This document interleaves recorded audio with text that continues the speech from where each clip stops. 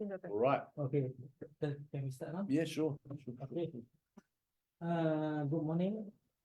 And on behalf of PITA, I would like to extend a very warm welcome to everybody here in person, also virtually, who has joined our PITA discourse series delivered by Dr. Joll. Dr. Joll, for those who are not familiar with him, let me briefly introduce the person. Dr. Christopher Joll is a New Zealand religious anthropologist and historian who has spent most of the last 2 decades studying Thailand scattered between central Thailand and the Malaysian border. Is the author of Muslim Marriage Making in Thailand South. In addition to being a research fellow at the Center of Excellence for Muslim Study at Chulalongkorn University, he supervised a cohort of postgraduate students at University Kebangsaan Malaysia, UKM, particularly in Institute of Ethnic Studies. So for today, he's going to share his view on a subject titled Colonialism Conflict as a Driver of Ethnic Change in South Thailand. Without further ado, I would like to hand over the session to Mr. Dr. Joll. Okay, thank you very much. Okay, let's can we just I'm sorry, I'm not the most detailed person. Can you remind me about what time I need to finish my presentation and go for Q&A? Can you give me a time? You have 50 minutes for the 50 minutes. Okay, presentation brilliant. and 30 minutes for Q&A Brilliant. session. Brilliant. Okay, so I need just some help. I don't know how to get to the PowerPoint presentation. How do I get to the PowerPoint presentation? I need to share the okay, I go share the screen, and then I'm sorry, you'll have to come and help me. I don't know where the PowerPoint presentation. Apologies, everyone. Apologies, everyone. So where is the? So how do I? So because how do I get that screen going? Sorry about this, everyone. You can talk amongst yourselves. That's it. That's it. Yep. Okay. So sorry about that. I am not the greatest person when it comes to IT. I just need to I need to be able to see my slides. So okay, so let's do this. Okay, so welcome everyone. Nice to see a few familiar faces on the list of those joining virtually, and including one of my co-authors, Thanachot. So good to see you, and nice to see some familiar faces in the room. Very nice to be back, as always, to University Kebangsaan Malaysia. I've got very fond memories of my time studying here. So what I'm going to do is jump right in. There'll be let me go back here. So the title of this talk is Commerce, Colonialism and Conflict as Drivers of Ethnic Change in South Thailand. This is a piece of work that I've been working on with two people. One of them is my student here at Gita, who I'm supervising, Omi. And Omi has done some excellent work in analysing some of the maps that I will be introducing. I'm also very grateful for the opportunity to have worked with Thanachot, or Nuruddin, who is a student at the College of Islamic Studies at Prince of Songkhla University Patani campus. And Nuruddin is zooming in, which is wonderful. this is very much a work in process.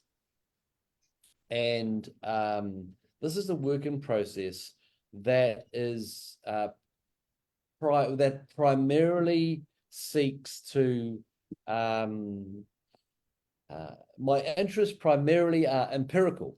I am interested in what new materials that I have been some of whom I've been working on for a number of years, and others just in the last year or so with the help of Nuruddin. So my interests are primarily empirical.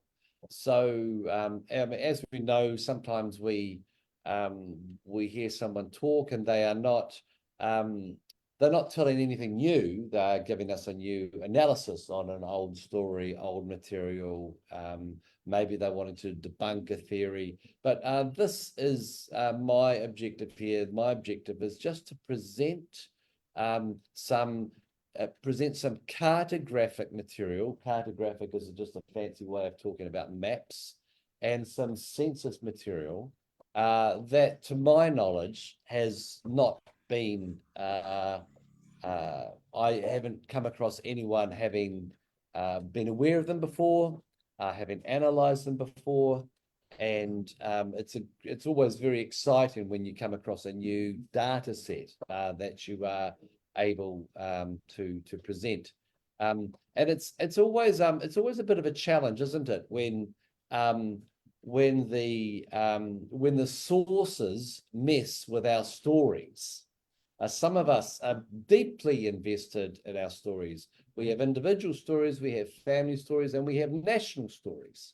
They may be a story of national achievement. They may be a story of national humiliation. But there is a real need in a place like South Thailand for us to stick as closely as we can to the sources and ask the question, do these sources make it necessary for us to question the stories?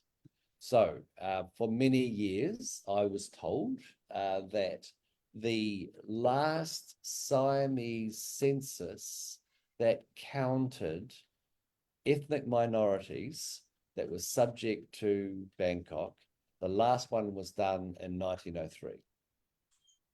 Now, this is simply not the case.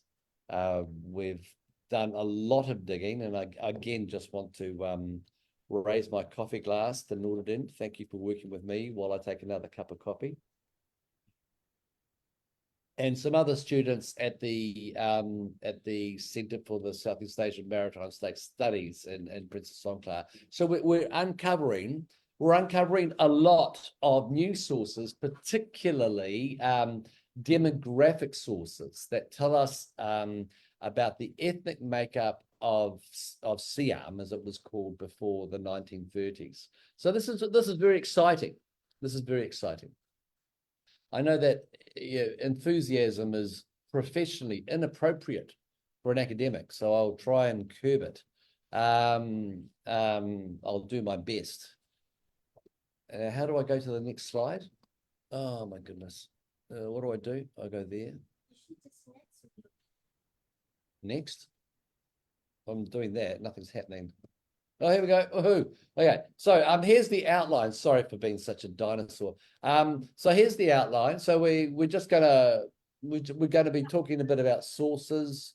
And I don't mean Tom Yum sauce or Massaman sauce or satay sauce. Sources and the methodological approach. Going to be talking a bit about cartography, borders and space, and the significant changes between pre and post the Anglo-Siamese Treaty of 1909 that you will presumably be familiar with. Then I'm wanting to introduce a census that was done on a relatively new administrative unit introduced by King Chulalongkorn in the late 19th century, and it's called the Monton. And a number of new Monton were introduced, and Monton Patani was created in 1906, and the census of Monton Patani was conducted in or published in 1908. And we'll be I'll be making some suggestions about what this census tells us about the ethnic makeup of Monton Patani in the early 20th century. And then I'm going to be casting a wider net, interacting with other demographic data from conducted by Thailand, including up to 2010. We've analysed that for a number of trends, and then I'm going to be making some suggestions about what this tells us about the urban and rural population makeup of Malay and Thai communities, the impact of transmigration, and of the impact of conflicts. We are going to be in a matter of weeks, be reminded that in April, it will be 20 years since the serious downgrade of the security situation in South Thailand. And I'll say a bit about that a bit later on. Okay, so let's get started. Okay, so maps are a very, I don't know if I'm the only one who enjoys looking at old maps. There are a number of maps of South Thailand, and the one on the left is done by James McCarthy. He was an Irishman who was employed by the Siamese to do a survey of the entire kingdom. And he travelled to South Thailand in 1883, aware that Bangkok was aware of disputes by the Sultan of Perak, and Perak had obviously for a number of decades come under direct British rule, and there was a big area, the southern end of which was basically a line directly east of the southern point of Province Wesley, and the Sultan of Perak complained that there were Thais and Chinese and Malays from Raman, the state of Raman, one of the 7 former Patani states, and they were mining. They were relatively recent arrivals, and there was a dispute between the British and the Siamese about where the southern extremity of Siam on the west coast actually was. And so you'll see the map on the right-hand side will indicate, so we've got Upper Perak, Ulu Perak on the right-hand side. And so this gives an idea of the amount of land that was under dispute. And those of you who know your history knows that there was a border dispute that was resolved in 1899 that ceded significant territory to Perak. So Raman's size drastically shrunk. Now, I want to talk a bit about this map.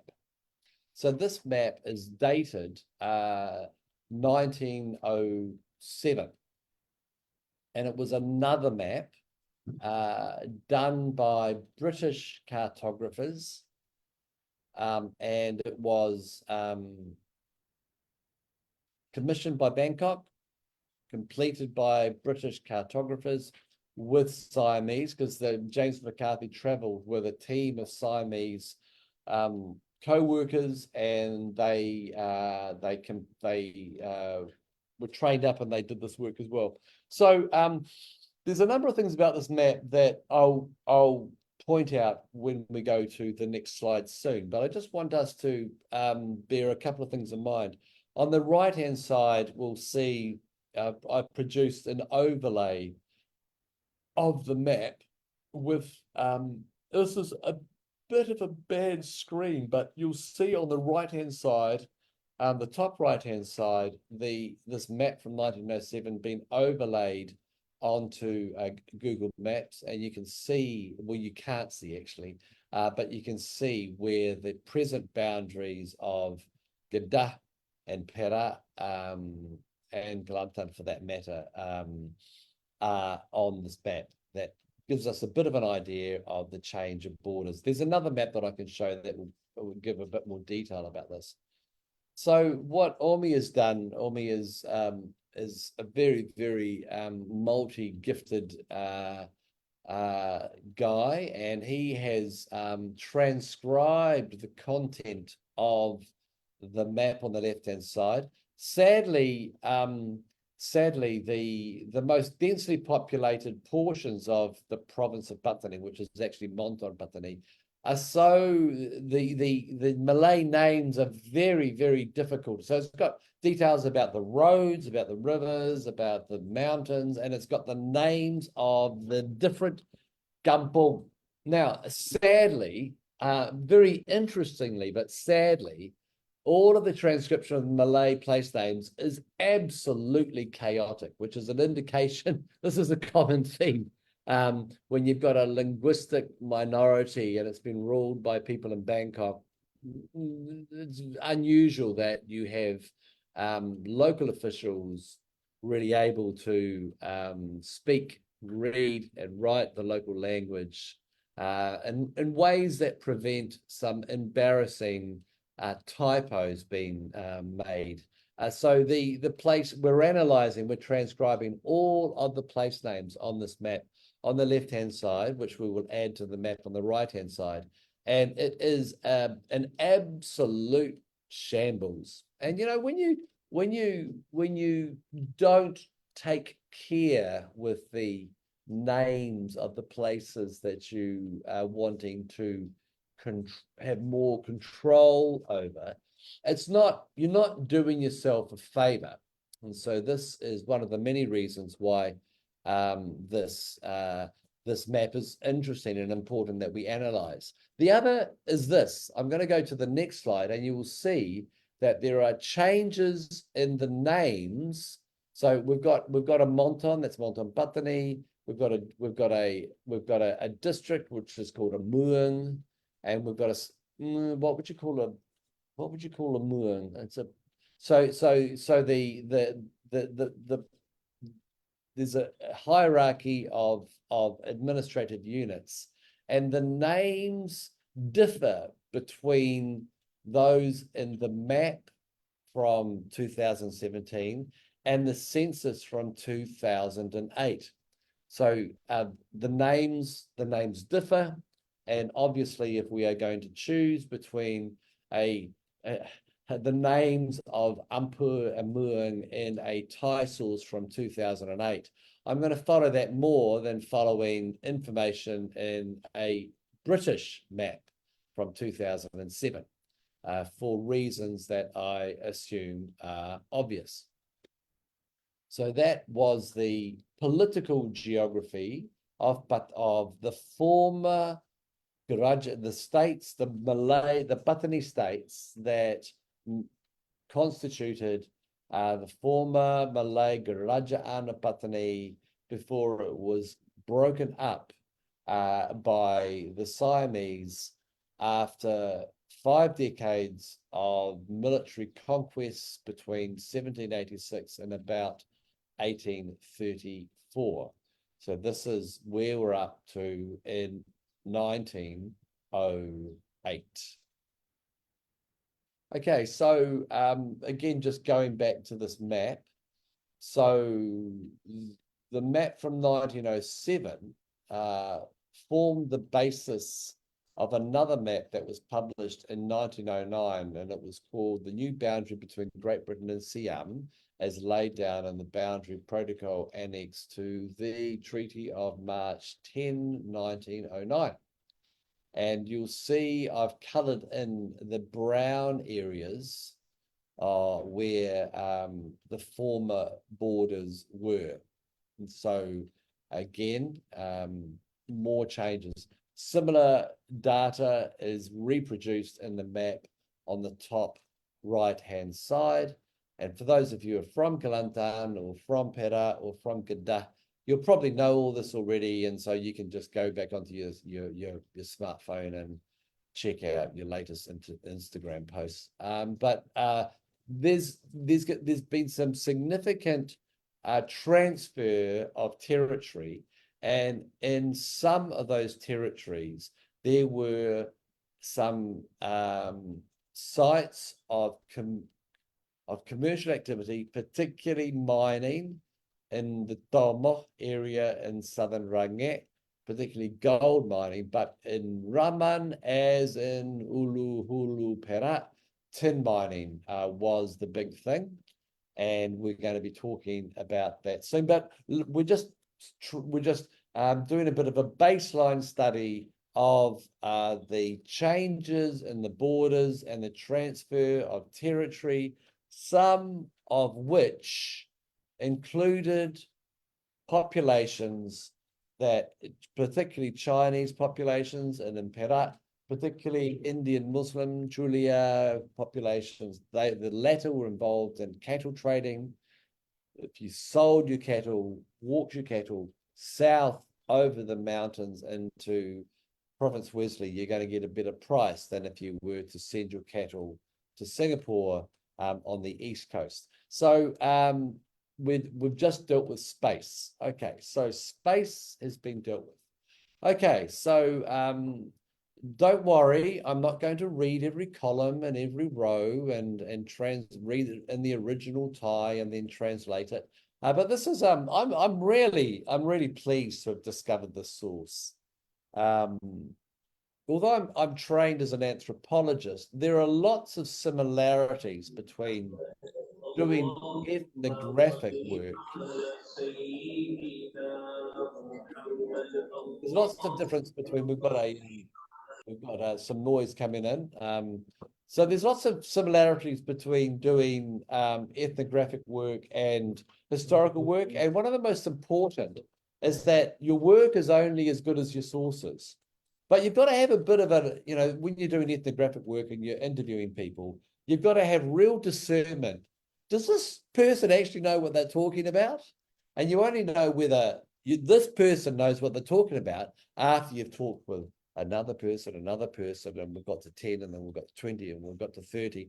And if you've interviewed enough people, then from there you can see who stands out as the anomaly that may be suspected as unreliable. Similar dynamics, I would argue, exist when we're dealing with sources. We only know we can only weigh the potential importance of a source if we're familiar with the others. And so I've got enormous enthusiasm about having not only discovered this source because of where it's located. This is a year before the Anglo-Siamese Treaty. This is approximately 10 years after some very, very aggressive, rapid modernization throughout the country that impacted South Thailand, the Monton Patani, the former Kerajaan of Patani, particularly because the agenda, Bangkok's agenda of modernization, of getting away from being a feudal society where we have vassals, we have the sending of Bungo, Perak, Danmas, where local leaders can basically do what they like. Those days were over by the 1890s because Chulalongkorn rightly perceived that he was under significant threat from competing colonial powers on his east and his north, namely the French, and his British neighbours to his western and southern borders. And so in the late 1890s, Sultan Suleiman had passed away, and the Raja Muda, Tunku Abdul Qadir Kamaruddin, was not officially appointed as king for a couple of years, and his reign was cut short when it was clear that he would not be cooperating with Bangkok's administrative reforms. He He was arrested, taken to Pitsanalok and north of Bangkok for a couple of years, released, and eventually moved to Kelantan. So here we've got the census. This is the census approximately 10 years after these dramatic developments. Now, it would be great if we had a census from a bit before then, but the fact is that we don't. We've got a census from 1908, but during that time, the Patani states were included in Monton Nakonsi Tamarat. And so the numbers of Malays in Nakonsi Tamarat are high, but we don't know whether these were concentrated in the south. So I'll let you just have a quick look at the table. You'll see that I've coded the Siamese as yellow, Chinese as red, Malays as green, and I've got totals for the different muang, the different little sub-states, Patani, Nongjik, Yaring, Saiburi, Utarupe, Range, Olegeh, Yala, or as the Malays would say, Jalo, Raman, or Rame, as we say in Patani. So I've included the totals and I've included the percentage. So in Patani, 94% Malay, Nongjik only 65. And we could go on and on. And so just have a bit of a look. You may want to just look at this slide for a bit longer and just be thinking to yourself, what stands out to you?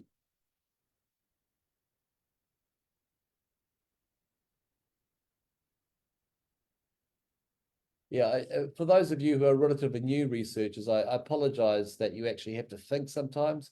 You can't get the AIs to do everything for you, and quantitative data analysis software is amazing, but I'm afraid that you do actually have to think. Okay, so here's a bit more detailed information, and what I've done here is I've included the name of the umpur.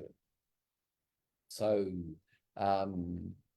there, and in the various umpur, what I've done is I've included the number of males and females. Again, take the time to have a bit of a look. What stands out to you?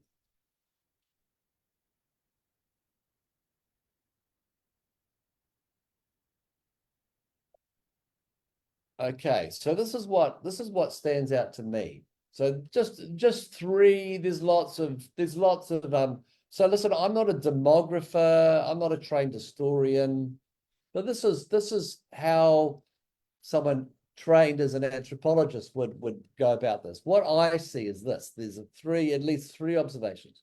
The first observation is about the male to female ratio. So it strikes me, now there's a bit of an anomaly here. We've got in Bana, we would say in Malay, in Bana Yaring. It's interesting that in Bana Yaring there is roughly equal numbers of male and female Chinese counted in the census in 1908. Now, what does this suggest to us? What do you think this suggests? This suggests a number of things, but it suggests to me that the Chinese population of Yaring, now remember Yaring was near the old capital of Patani. So the old capital of Patani was in Bana Gresik, and it shifted to Jabitiko after 1841.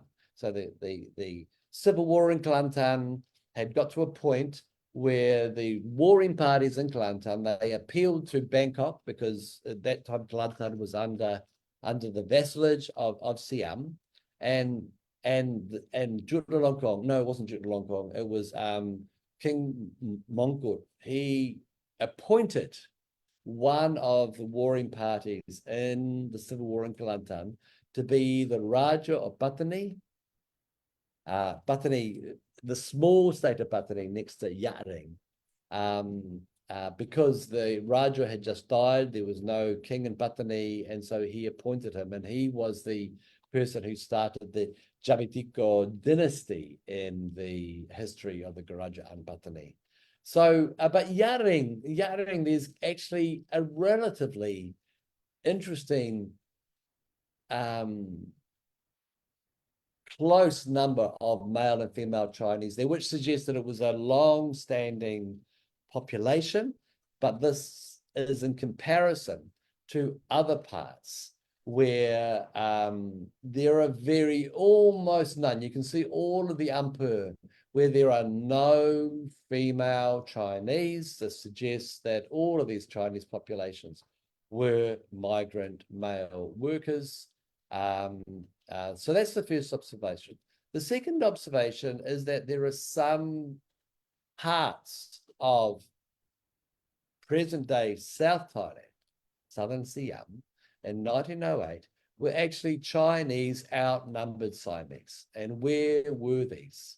This was in the district of Domot, in the mountains, right in the south of Ranget or Lege. So people use two terms to talk about this. And the second place, and this was a place where there was mining, gold mining particularly. And the second place was in Badang Sata in southern Raman and in Betong. So in Betong was the southernmost part of Raman. And remember, just 10 years before the census, Raman had lost all of that territory to the south of Betong, where they had gold mines, the income of which was sent up to Raman and then up to Bangkok. But these were places where there were large numbers of Chinese that outnumbered the Siamese there. And then the third observation is the presence of other minorities.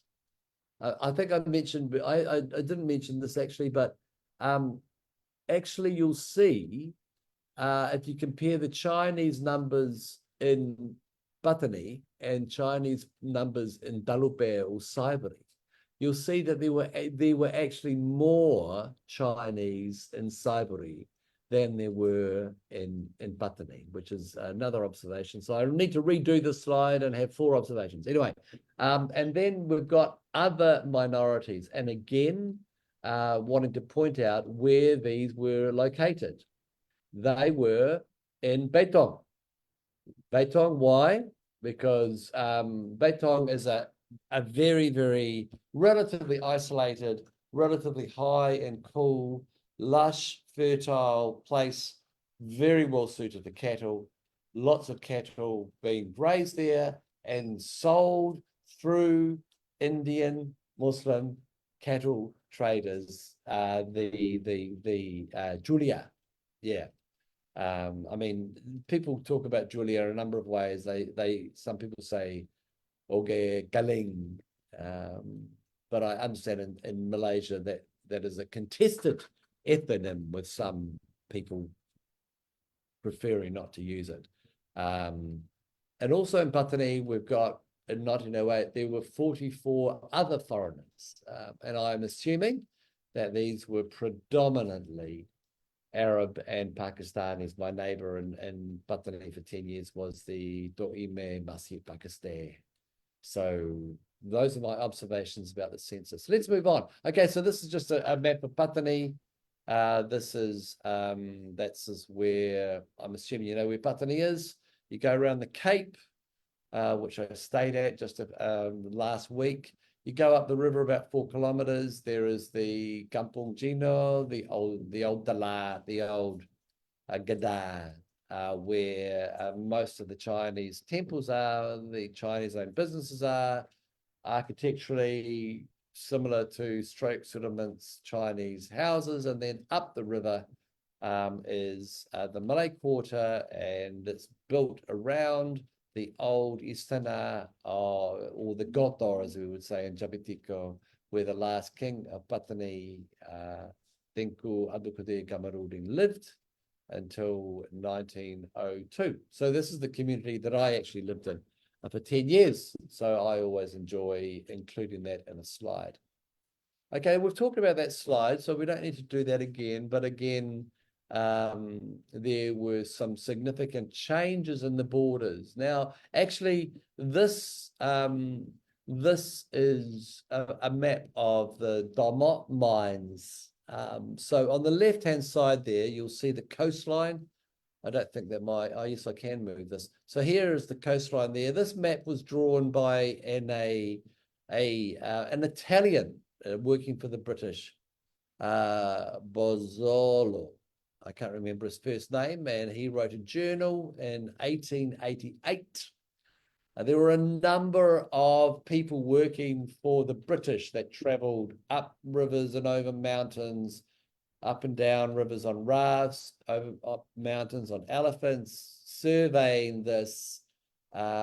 Mysteriously, all of them are mentioning the location of gold or tin, of places where there is the opportunity. This was around the time when Alexander Duff Company was moving into Kelantan, and the British at that time had gone from, in the 19th century, really emphasizing free trade to what I would refer to as the agenda of free land. Why pay for, so technically not free, would be leased in 1990 year leases. These were a significant development, particularly at the end of the Opium Wars with China, where most of the Qing dynasty was carved up between the French and the Germans and the Russians and the Italians and the British. So this was the century of concessions, and there were a number of initiatives to negotiate with Bangkok concessions to mine in the south. And there were references to these mines and sources right at the end of the 18th century. And by the time, the end of the 19th century, they weren't nearly as viable. But I mentioned the presence of Dhamma and the presence of foreigners in Dhamma, and there were reasons for this. And so the ethnic composition of a state, of a country, impacted by a number of things, including migration for labor. And again, this is stating the obvious, but obviously, immigration is a very, very hot topic.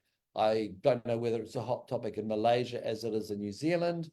We've all watched the news footage of what happened after the Arab Spring and the enormous exodus, millions of people on the move. So migration for labor is a big issue in Thailand. And I want to just make the point that this is migration into the area. Remember that in English, when we talk about immigration, there's a difference between migration and immigration. One is coming, the other is going. And in my analysis of the secondary literature, of the primary sources, leads me to just remind us all that in parts of the peninsula, changes in ethnic composition was as related to the exodus of people out of an area.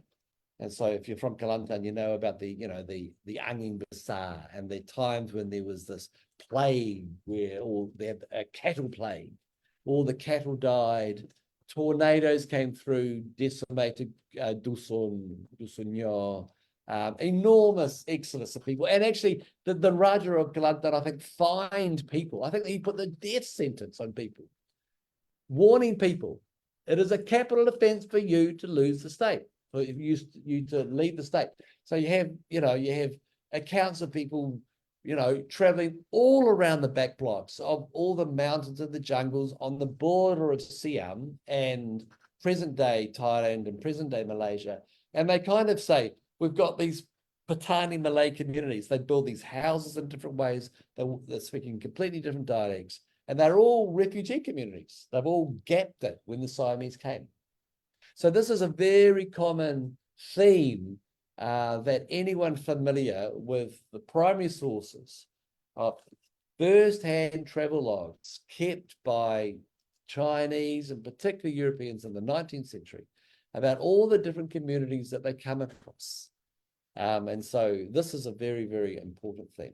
Okay, so I went and I took it upon myself to just have a bit of fun, and I thought this is a well-known map. This map was produced, it was published in a European and a British journal the year of the Anglo-Siamese Treaty, and it is one of the more reliable summaries of the land which was lost by Siam, the land that was lost by the reconfiguration of boundaries between Siam, as it was called then, and what would eventually become British Malaya. Obviously, we use the term British Malaya anachronistically. We've got federated states, unfederated states. We talk about before 1909, Kedah, Berilis, Kelantan, Terengganu as being the Siamese Malay states. But in 1908, this census says that in Patani, so 85% of the population of Monton Patani were Malays, and that represents, you know, over 200,000 people. 1908. Thai source, 1908. Now, I did a bit of digging round. There's a very, very well-known publication by a guy called Dodge, and he did an extensive survey of all of the demographic data on the peninsula, including the Siamese Malay states and the Patani states. And he placed these numbers. So in Kedah, so the numbers were 1911. Okay, so these are just 3 years apart. So in Kedah, 73% of the state were Malays, because we, you know, have large Siamese populations. There was 180,000. In Kelantan, 264,000. And in Terengganu, 150,000. So Terengganu is the most thoroughly Malay state, closely followed by Kelantan. After that is Patani, and then we've got Kedah. So it's a bit complicated because, you know, Kedah included Berilis, Satun, which Satun became part of Siam. So it's just, okay, so this is bucket chemistry. Okay, this is not finely tuned as demographic data, but bucket chemistry. And then what I did was this, and this has been of interest to me for a while. So we actually have data. I think I mentioned before that I was told a number of years ago the Siamese stopped counting ethnic groups in 1903. This is not the case. We've got data from 1908, and we've got another census from 1911. In that census, there were the total population was, you know, 7.6 million. And they counted the number of Malays in Thailand and Siam at the time at 375,000, which represented 5% of the population. Now, the significance of this is that there has been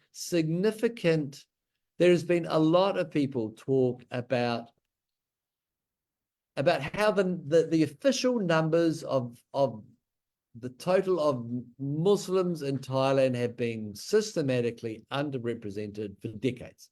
And so, I mean, it's laughable because some years actually the population kind of goes down. We all know that compared with Buddhist families, Muslims tend to have bigger families. The size of families is related to whether you're upper or middle class or poor. If you're poor, you haven't got your life insurance. You've got your children as your life insurance. So in 1911, in 1911, this is we can imagine, okay, so 1911 was 2 years after the Anglo-Siamese Treaty of 1909. So let's just imagine that the Anglo-Siamese Treaty never happened. Let's just imagine. So if the Anglo-Siamese Treaty never happened, in 1911, there would have been 1 million Malays as part of Thailand, and they would have represented approximately 12% of the population. Now, this is just a way of saying, you know, it's an important reminder for everyone that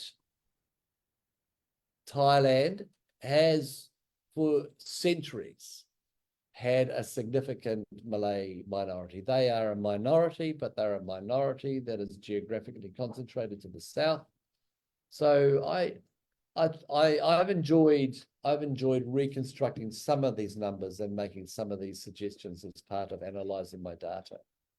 Okay, let's move forward to census data from 1910. Here is a summary of the 3 present southern provinces, Yala, Patani, and Rathiwat. You'll see here are the number of Buddhists, the number of Muslims, and the number of others. You'll see the total percentage-wise, and you'll see whether they are they're living in urban communities, rural communities. Have a bit of a look through and see what you see. You'll see in Yala that there are comparatively that half of the Buddhists in Yala live in town.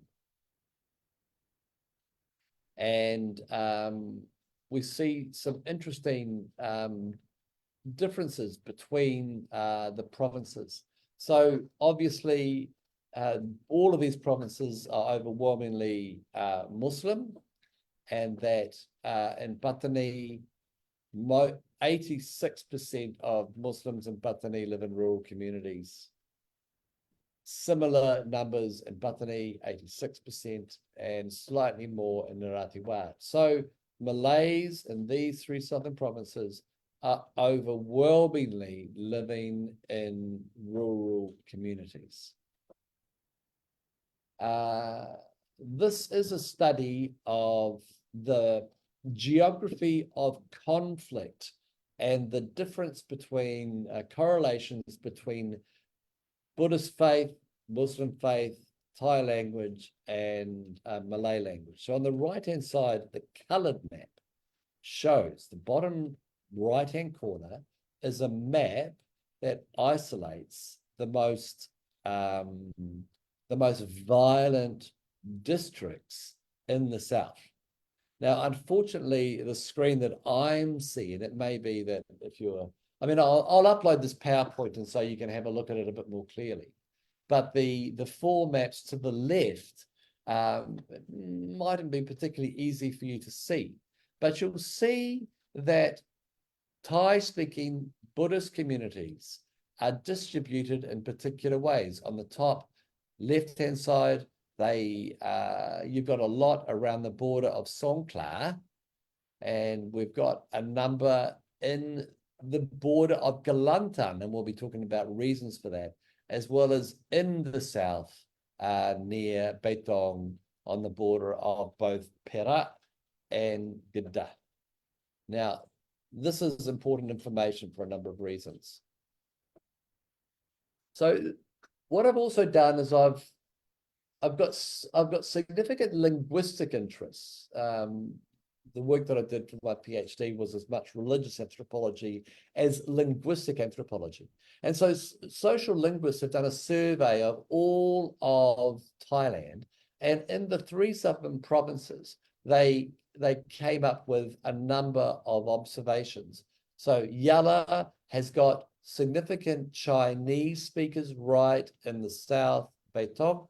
You'll know, the history of Betong, the history of the Malayan emergency, the Malay Communist Party, had a significant operational base in the mountains of Yatla and Rathiwat on the borders of Kedah, Perak. Ini ada muka bang kan? We've got Chinese communities there. And in Narati Wat, we've got a number of dark Bai Thai speaking communities. Now, locally, we call that as Jehe. It's a dialect that originates from a UTR. So there were Malay, long-standing Malay Thai Buddhist communities living in Narati Wat along the border, the coast, Narati Wat into Kelantan. So if you go into Kelantan from Dak Bai, you'll see a whole pile of temples on the Kelantanese side of the border. We must remember this. This is important. Okay, so 10 minutes. I'll take 5 or 6, 7. There's a really wonderful book written by Irvin Johnson. He's at NUS. His mother is from Kelantan. She's a Buddhist Thai Buddhist from Kelantan. The map there is a map, you probably know it. It's Graham Lowe's map of Kelantan. You may need to be reminded that before the Anglo-Siamese Treaty, Kelantan actually had a section on the northern side of the Golok River. So you can see the red border on the right-hand side. That was the border of Kelantan, and then it came down to the Golok River. The Anglo-Siamese Treaty happened, and the river became the new border. And so these, Irvin Johnson had studied Thai Buddhist communities in Kelantan. He's one of a number of people. Ishmael Yusuf was a real gentleman, and he was actually the first person that I contacted about studying here way back, I don't know how many years ago, 20 years ago or something. So the reason for mentioning this is that so the map of Thai and Jehe speaking communities along the coast from Patani down to Narati Wat is in the map in the top left-hand corner, and that is from this social linguistic dictionary on Thailand. It's in Thai language. And how is this? Why do we have these Thai elements in present-day South Thailand? And the answer is this. So after the Second World War, after the Malayan emergency, after the change of government, the Thai government established a project where Thais from northeast Thailand that didn't have land would be given cheap land in parts of the country where land was plenty and people weren't. Now, we know that story. A lot of people in Thailand, they talk about all of the Lao-speaking, the Isan people that come down and they live in sparsely populated portions of the peninsula.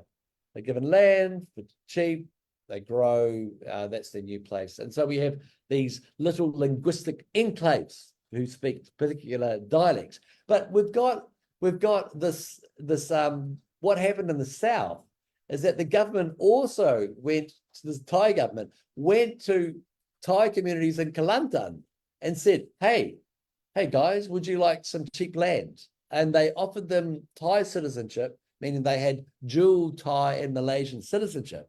And many of these bilingual Thai and Malay speaking Buddhists from Kelantan came and took Thai citizenship as keeping their Malay citizenship, were given cheap land and were able to cultivate and all the rest. And so it was that initiative that led to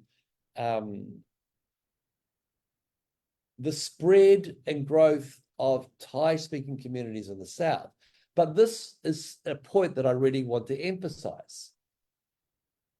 Many of these Thai-speaking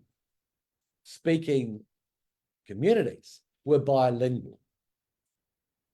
They were bilingual Malay and Thai-speaking communities. So there is a certain type of Malay ethno-nationalist discourse that would say that it is universally a bad thing that there are Thai Buddhists coming into formerly Malay majority areas and being given land and diluting the Malay population. Now, there's all sorts of reasons for people making those sorts of claims. And there are times when the government policies have been nefarious. And this is an old playbook. I mean, in Indonesia, Javanese are given cheap land all over the country to try and dilute the ethnic minorities. But I think it's important that we do realize that many of these were Thai communities that had lived in Malay communities for generations that were bilingual. And again, we need to be careful. Are we going to follow the story or are we going to follow the source? So I think this is an interesting line of inquiry. And why this is important is that we are coming up to 20 years of significant violence in the South. So over the last 20 years, more than 7,000 people have been killed and more than 20,000 casualties have happened. And that means that there are a lot of widows and there are a lot of orphans, or there are a lot of families growing up with only one parent. Violence also significantly impacts the ethnic makeup of a community. And so I've looked at the growth of Buddhists and Muslims in Patani, Yala, Narathiwat, 1970, 1990, 2000, 2010. And you can see the drop in the proportion of Buddhists in the South from 22% in 1970 in Patani to 15, from 38 to 23, from 21 to 11. And we know that instinctively, you know. And so, but the other thing is that there's been quite a lot of research done on the correlation between migration and conflict. So what is happening in South Thailand is that the ethnic makeup of the South is changing because Buddhist populations, particularly in rural areas, are changing. But there's also another dynamic, and where you have Thai-educated Malays who are upper middle class, who are civil servants, who have got mobility, they are able to transfer out of the region. And so it is a under-documented phenomenon, and these people are one of the few that have done it, who have gone through and they have counted all through up the upper South, all in Hadyan and Songkhla, the number of Malays from Patani, Yala, and Narathiwat who have bought land there and shipped it up there has really changed. In other parts of the South, where there is cheap land, there's a whole pile of communities, entire villages, 100 households coming from the Narathiwat, bought land in Grubby. So this is a real phenomenon. This is a real phenomenon and an understudied phenomenon. But I think that's probably enough from me. I hope that my interaction with cartographic sources and census sources has stimulated some thoughts about how colonial commerce, about how migration and how conflict, all of these things have changed the ethnic makeup of the South, an area where there is a lot more work to be done, especially work that sticks close to the sources. So I'll hand over to the chair. Okay. Thank you, Dr. Chris. Okay, now we are in the Q&A session. I would like to open to the in-person floor first before we are going to go online. Participant. For those who are online, please leave your question in the chat box. It will be addressed by Dr. Chris in the end of the talk. So, any question along here?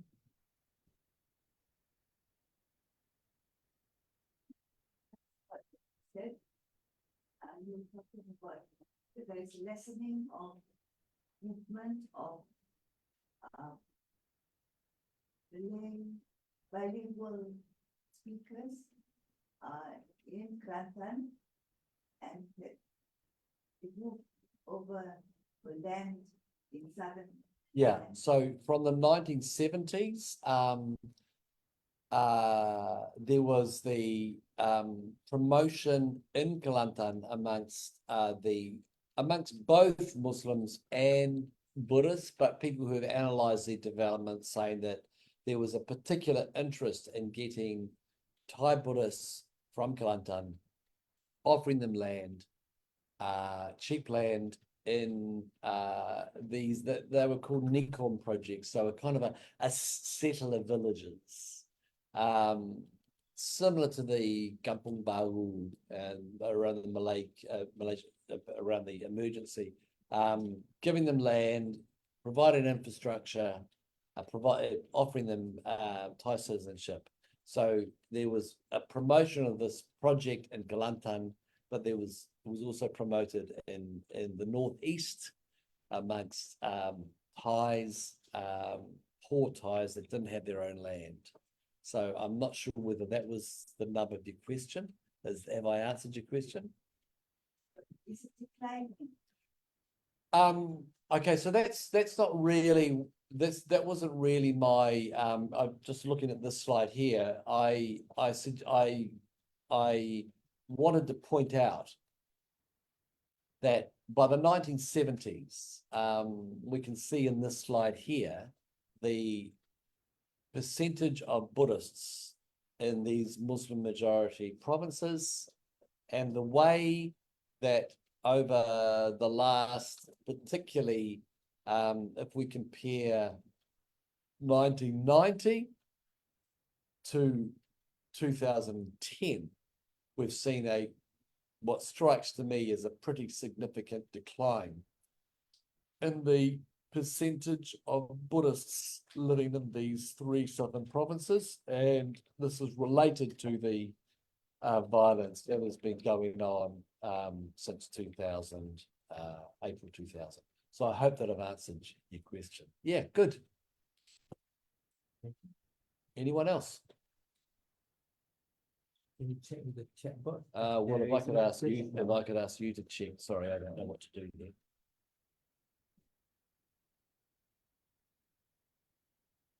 That's the PowerPoint. That's the PowerPoint. I will check there. Yes, sorry, yeah. Is there anyone else got any questions here? Yeah. Oh, there's no such thing as a silly question. I've always have been very interested in figures around Thai state. Yeah. I always have this fascination of them so well conversed in Malay language. Do they receive any formal education on the Malay language since government was emphasizing new modernization policy? Okay, so that's a good question.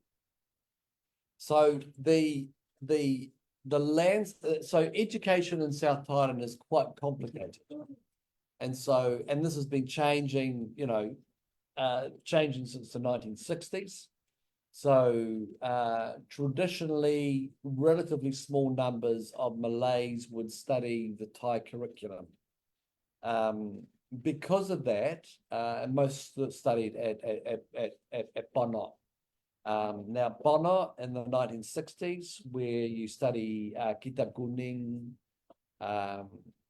traditionally you'd be in the halakah system, that began to change in a number of ways. So first of all, the first round of change was that Bonot were replaced, or there became madrasa that had a wider curriculum, including teaching English and a number of other things. And then the government embarked on an initiative to encourage traditional Bonot schools that taught Kitab Kuning for the Thai national curriculum to also be taught there.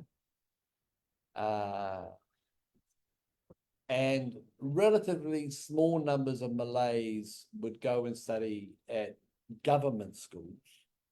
And so the idea was that, if you are going to be learning the Thai language and the Thai curriculum, if it was in an Islamic school, then we're not going to have to negotiate our kids being exposed to Buddhist cultural influences and unfiltered Thai ethno-nationalism. So what has happened, particularly in Tao, what has happened is that the local viability of Malay. So whenever you have a linguistic minority and the state does not have a language policy that supports linguistic minorities, what happens is that first of all, you start by there's this creolization, and so you start to, you know, mix words, different languages. If literature that is relevant to young people is not being produced, if radio programs relevant to young people is not being produced, if television programs, media relevant to young people is not being produced, so there's no books, there's no TV, there's no radio, there's no media, then what happens is that, I mean, I can't count the number of conversations I've had with relatively young Malays. With the older you get, everyone is young, but who say, you know, listen, you know, like, I love my language and I love being able to talk with my Dotawar and my Dotnane in Malay, but, you know, we've got a kid and we want to read her bedtime stories. We want her to be reading books because books are important. Now, we're not going to read, you know, we're not going to be reading Gita Guning. I mean, so what do we read? I mean, I'm proud that I can read Jawi, but where are the books? And so in Malaysia and South Thailand, very, very few read Rumi. I mean, there's been some work done, and very, very few would read Rumi. They would read Malay and Jawi.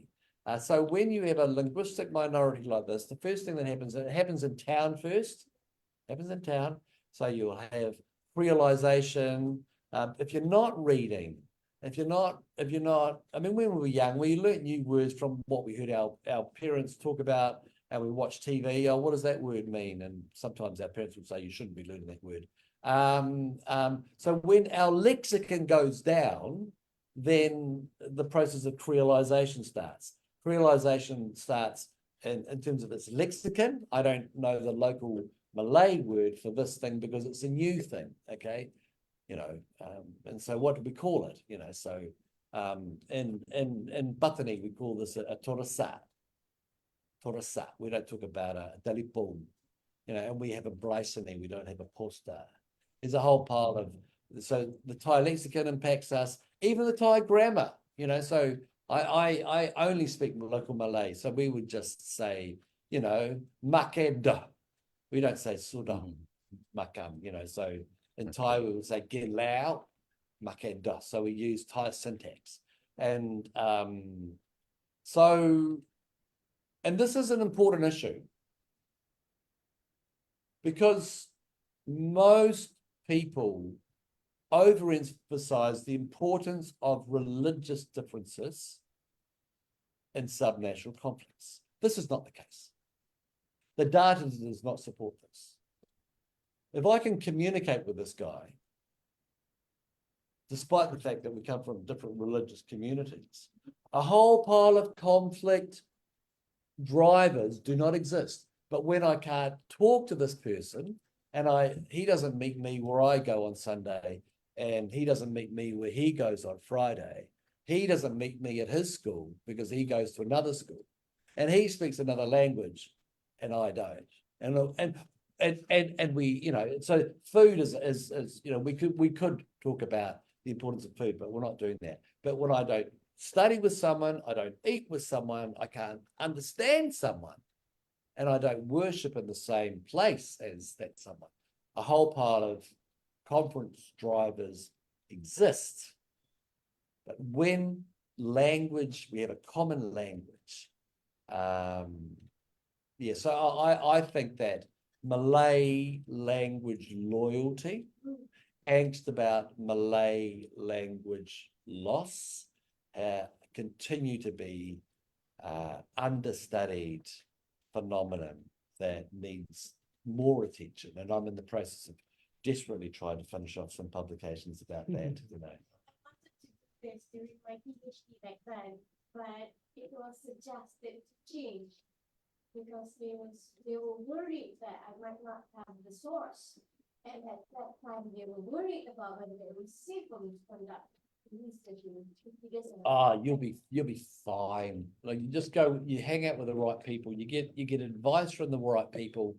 Good people will tell you, people in that kampong are they're a bit gilo, so just don't go there. You know, they're just a bit, they're just yeah. So so, but you know, here it's fine. This is good. You know, you got nothing to worry about. So it's not too late. Come and do some research with us. It's not too late. Yay!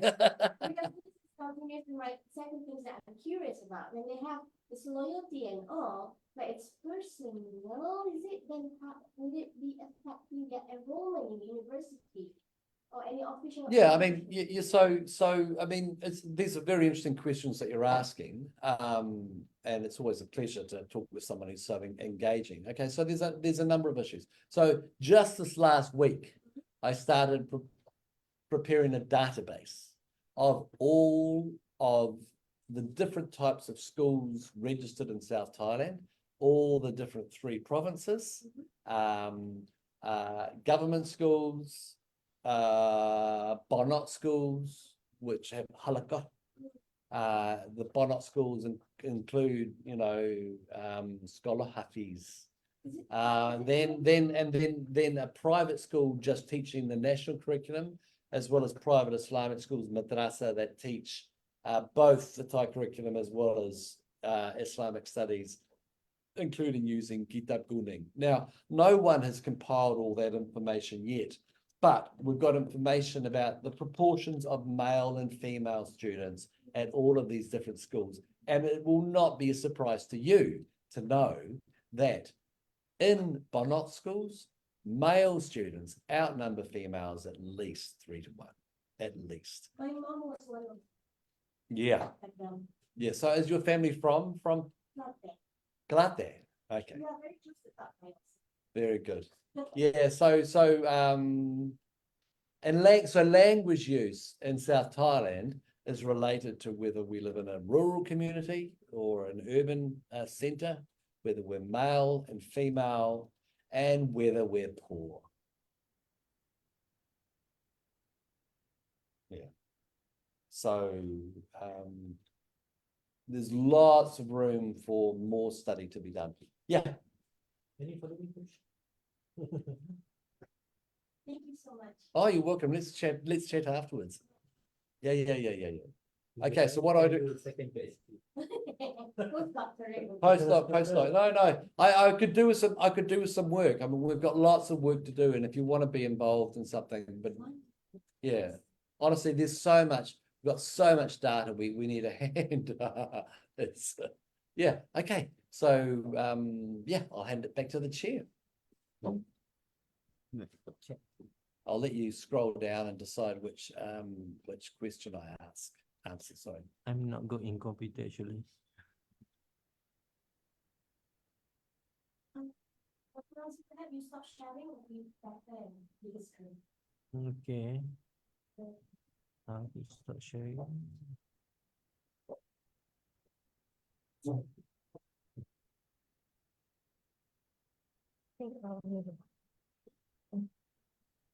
Mine, if you can have better. All right. Okay. Okay. Good. So what do I do? Can you read it? Small. Let me go up. Any question? Left. No, just That's one, right? this one is attendance, right? It's Google Form.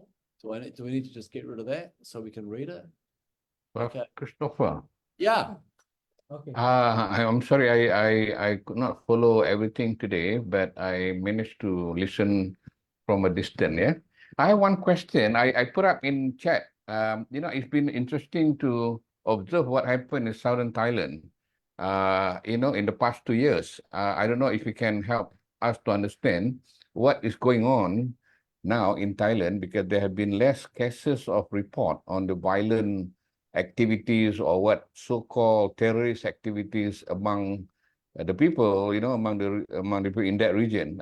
Is that because the new king being installed and he has more moderate approach, you know, or somewhat, you know, kind approach or kind, what we call understanding, good understanding, good mutual understanding in the southern Thailand. Therefore, we haven't heard much about the military operation or the bombing or the killing or, massacre and all that in the past 2 years. Do you have any input on this matter? Just Yeah, perhaps to understand what's going on. Yeah, okay, that's good. Hey, so I don't want to I'm not following I haven't been following very, very closely what's been going on the ground Okay. over the last I've been in Patani for a week, and I haven't really followed closely what's been going on the ground. I didn't ask for extensive briefings by people, but just a couple of comments. Okay. So during the pandemic, the main organization operationally involved in attacks against military sites, police, checkpoints during the pandemic, they said that because of the suffering, because of the way that Malay communities were being impacted during the pandemic, that they would not be putting their foot on the accelerator. Now, I'm not aware of the number of incidences that have happened and where they've happened. If you were to go, I'll be uploading the PowerPoint. The diagram that I had there is by an organization called Deep South Watch. And what they do is they've got a database of incidences, where they happened, what happened. Is it a drive-by shooting? Is it a bomb? Were there fatalities? Were there injuries? And they will be able to tell you about what has been happening over the last few years. So there hasn't been a lot, and this is just a development. We're only, like 2 years kind of getting out of the pandemic now. And this has coincided with an election where, and I don't know whether you've been following, there's a competition actually between Thailand and Malaysia, who's got the most interesting political landscape. And it's a very, very tight competition. So we had one party, a progressive party, overwhelmingly win the popular vote in Thailand. But because of a clause in the constitution that was written under the guidance of the military government that said that the results of a government is unable to form a new government after an election without it being approved by something like 80% of the Senate, and all of the Senate are not elected members, they are appointed by the military. So no surprise, the senators appointed by the military did not approve the formation of a government that won the popular vote. And what happened is that, remarkably, a party associated with the latest iteration of political parties associated with Thaksin Shinawatra, who's been in exile for almost 20 years. He won a series of elections from the late 1990s. They went into coalition with political parties associated with the military. So we've got a populist party able to form a government with a military parties associated with the military, which is remarkable.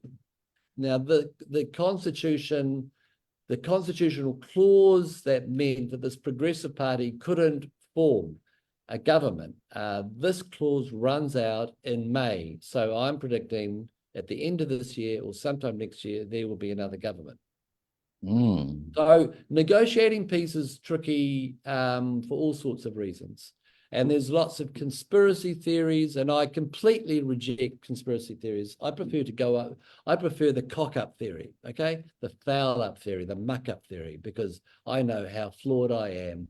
And this conspiracy theory assumes a degree of discipline and organization, which I don't really see most governments and particularly militaries been capable of. Military intelligence is a bit of an oxymoron.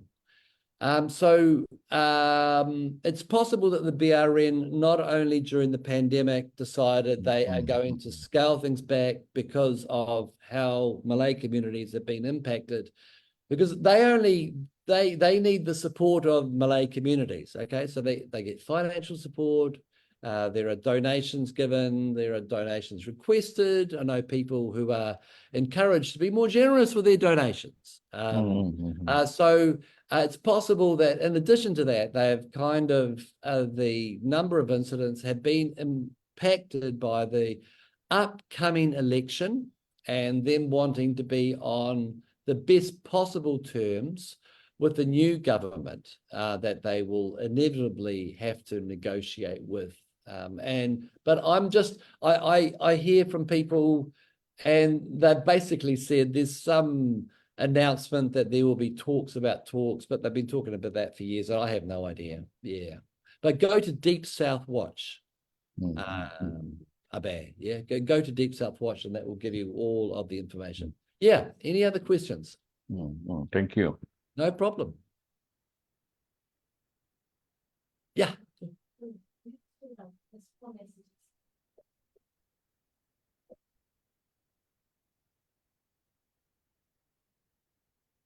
What do I do? Attendant, not a question. Huh? Okay, no problem. Yeah. Okay, I'll hand it back to the chair then. Yeah. Okay. Any more questions? Okay, you can follow up the question if you like.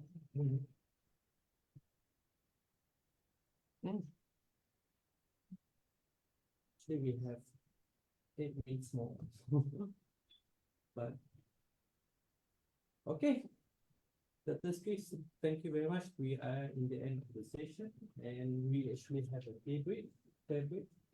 And thank you for the presentation, and thank you to all participants.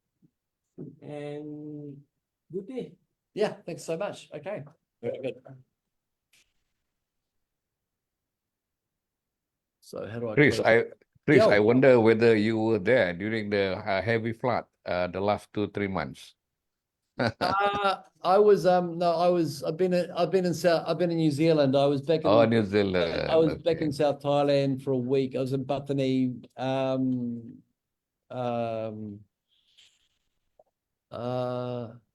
a blur. I don't even know where I am at the moment. I'm in KL at the moment. Yeah, so I went to Galate on Tuesday, and I'd been in Bethany for just over a week. Yeah. It was the worst flood, ever in Thailand, in southern Thailand. The worst flood? Yeah, they said it's the Yeah, worst in flood. Narathiwat Wat particularly. And Yeah, Narathiwat. Narathiwat and And Saiburi. Golo too. Yeah. So one of my students was in Tanjung. Yeah, and he had been living in Dusunyo, and he said that the house that he'd been renting, there was over a meter of water inside the house.